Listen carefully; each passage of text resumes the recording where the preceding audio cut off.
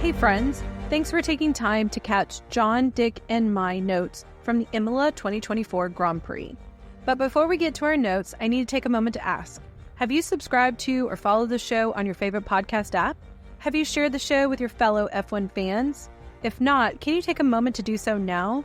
For an indie podcast like us, that's how we grow. And to those who have already done so, the guys and I thank you. Now let's get to those notes. Okay, pre-weekend, me, Sabrina, I had an interesting fact that I came across, and I wanted to share it with you. 9 of the 10 Formula One teams have brought upgrades to Imola, with Ferrari and Aston Martin introducing significant new packages. Qualifying, John, brief quali notes. Number 1, tough luck for Perez and Magnussen. Number 2, good job Ricciardo, but probably not saving his seat. Number 3, uncharacteristically bad difficulties for Alonso. Number 4, Piastri continues to impress and show why he deserves to be in F1. Compare Mick Schumacher and Logan and see the difference.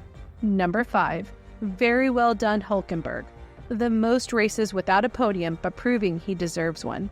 Number 6, Max ties Ayrton's 8 consecutive poles, proving once again what a great driver we are seeing as he matures and shows no weaknesses. 7, his pole lap was breathtaking. Number 8, he was fractions away from losing the car, but never wavered in his commitment and putting in the lap he needed when he needed it. Extraordinary. Grand Prix, Dick. Some notes on Imola. Number 1, Max and the Red Bull in clean air are still tough to beat. Number 2, McLaren are now legitimate contenders. Number 3, much was said about the new package that Ferrari brought was only good enough to keep the gap to Red Bull and McLaren the same. Number 4, much was also said about the new package that Aston Martin brought, and it is questionable if it was good enough to maintain the gap to their rivals. Number 5, passing at Imola is the most difficult track other than Monaco. Number 6, the 30th anniversary remembrances of Senna's death here this weekend were touching and certainly appropriate. 7, tire deg was surprisingly high, but Max apparently had a hard time activating the hard tires he was on. And remember, the hard tires were the C3 compound, so it was the true medium compound. Interesting that he had trouble activating that tire. Number 8, on to Monaco. Can McLaren deliver another big surprise? John, my thoughts. Very close race with Lando, and with a less than complete car, but Max still rose to the challenge with a great drive. 2, Lando's charge was amazing. Number 3, agree regarding Ferrari.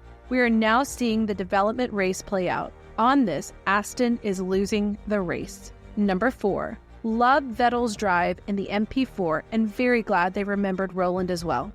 Number 5, I thought there were a lot of really good drives. Sonoda, Stroll, Hülkenberg certainly stood out.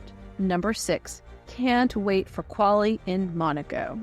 Sabrina, I agree with everything y'all have shared, and here are my thoughts. Number 1, wind. It seemed to be the unpredictable factor at this race all weekend. It seemed to wreak havoc on teams and drivers up and down the grid.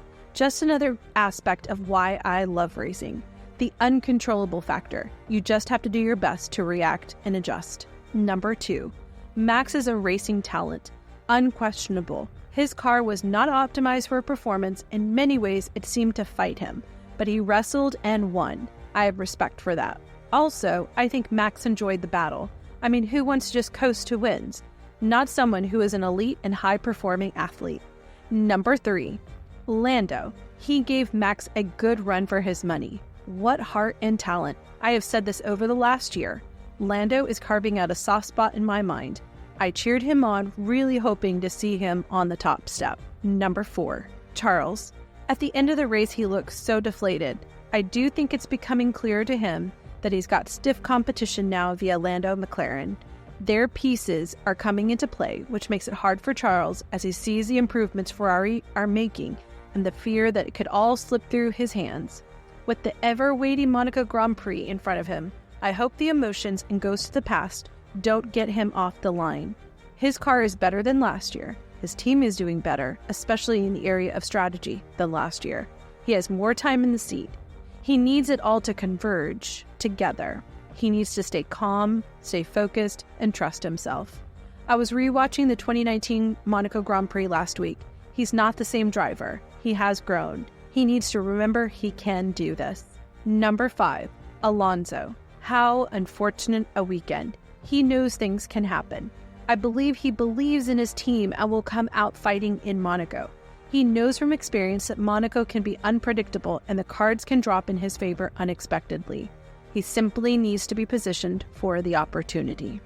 Number 6, Yuki. He continues to surprise me. He is maturing. I listened to his post-race interview and it's clear he is trying to change and realizes how much is on the line for him.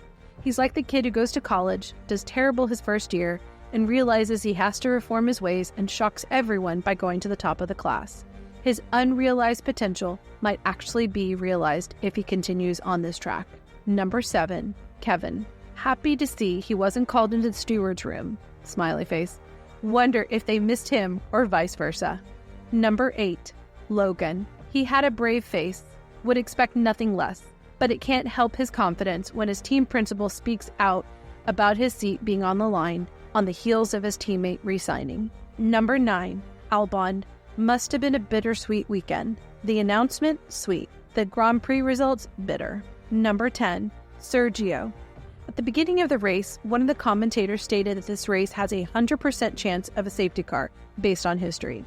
When I saw Sergio's tire choice, I wondered if that was what he was banking on. Unfortunately, it never materialized. I wonder how he must have been feeling throughout the race. Because of Max's hard-fought win, Sergio went under the radar in the news, but I have to believe internally it didn't help his case.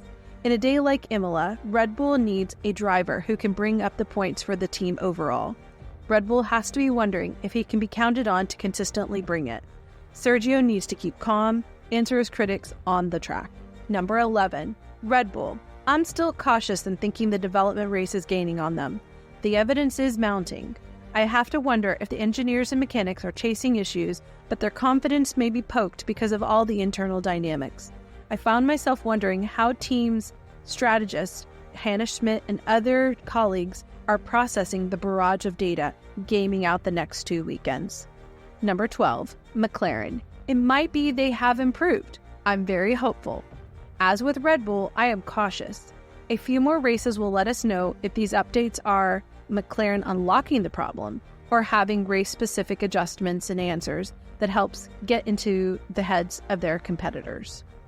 Number 13, Ferrari. They need to maintain the momentum. They have been making progress all season. Let the steady hand of Vasseur guide them. Don't devolve into chaos because you may have taken a slight step back.